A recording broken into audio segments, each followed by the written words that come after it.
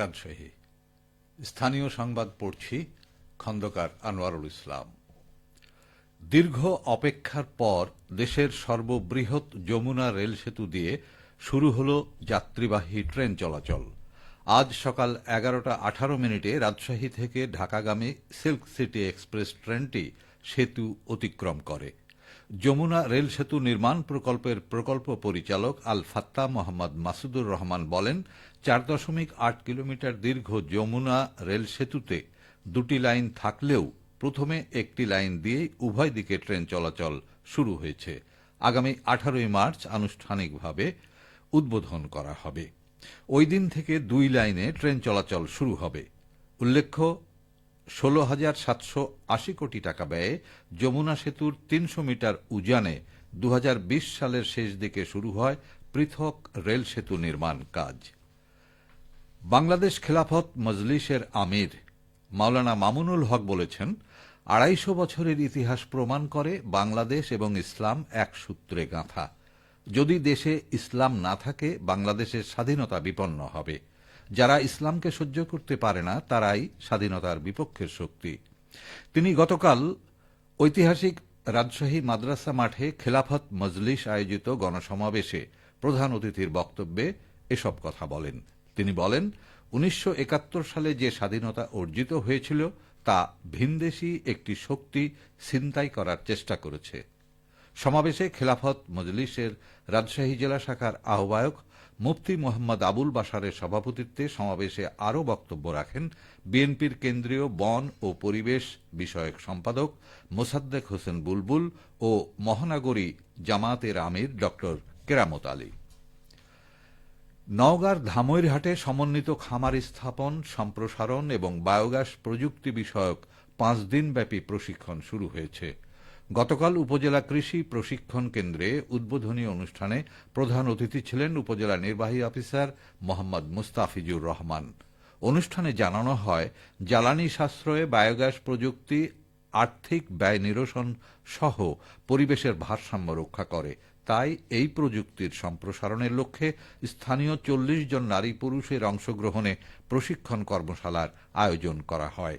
অনুষ্ঠানে উপজেলা যুব উন্নয়ন অফিসার মোহাম্মদ কামরুজ্জামান সর্দার, বায়োগ্যাস প্ল্যান্টের বিভাগীয় কর্মকর্তা মোহাম্মদ মাহফুজুল ইসলাম, জেলা অফিসের উপ সহকারী প্রকৌশলী মোহাম্মদ মেহেদি হাসান বক্তব্য প্রদান করেন। বগুড়া জেলা পুলিশের মাস্টার প্যারেড অনুষ্ঠিত হয়েছে। গতকাল পুলিশ লাইন্স মাঠে প্যারেডে অভিবাদন গ্রহণ এবং প্যারেড পরিদর্শন করেন বগুড়ার police super Zedan Al Musa. Parade commander হিসেবে মাস্টার প্যারেড পরিচালনা করেন অতিরিক্ত পুলিশ সুপার মোহাম্মদ মোস্তফা মঞ্জুর।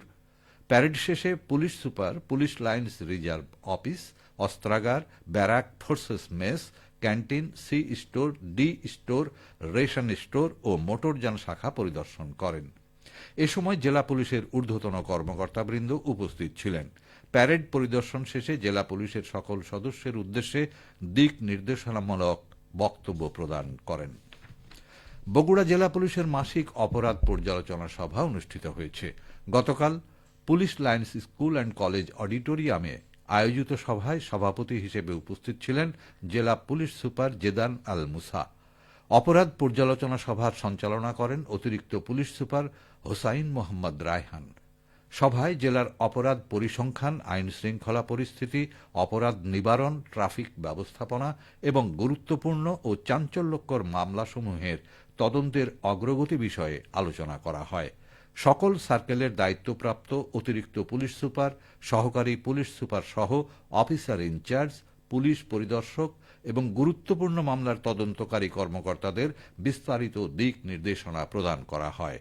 অপরাধ পর্যালোচনা সভায় জানুয়ারি মাসে জেলার সার্বিক আইন শৃঙ্খলা পরিস্থিতি নিয়ন্ত্রণ, গুরুত্বপূর্ণ মামলার রহস্য উদ্ঘাটন ও কৃতিত্বপূর্ণ কাজের স্বীকৃতি স্বরূপ বিভিন্ন ক্যাটাগরিতে পুলিশ সদস্যদেরকে নগদ অর্থ পুরস্কার প্রদান করা হয়। সভায় জেলা পুলিশের সকল ঊর্ধ্বতন কর্মকর্তা, সকল সার্কেল অফিসার ও অফিসার ইনচার্জগণ উপস্থিত ছিলেন। নাটোর চিনিকলে চলতি মৌসুমের আখ মাড়াই কার্যক্রম শেষ হয়েছে। এ পর্যন্ত 1,07,099 টন আখ মাড়াই করে 5,936 টন চিনি উৎপাদন হয়েছে। চলতি মৌসুমে 90,000 টন আখ মাড়াই করে 5,130 টন চিনি উৎপাদনের লক্ষ্যমাত্রা নির্ধারণ করা হয়। চিনি কলের ব্যবস্থাপনা পরিচালক মোহাম্মদ আখলাসুর রহমান জানান, সকলের সমন্বিত প্রচেষ্টায় চিনি কলের চিনি উৎপাদন লক্ষ্যমাত্রা অতিক্রম করেছে। এ পর্যন্ত 5,936 টন চিনি উৎপাদন হয়েছে।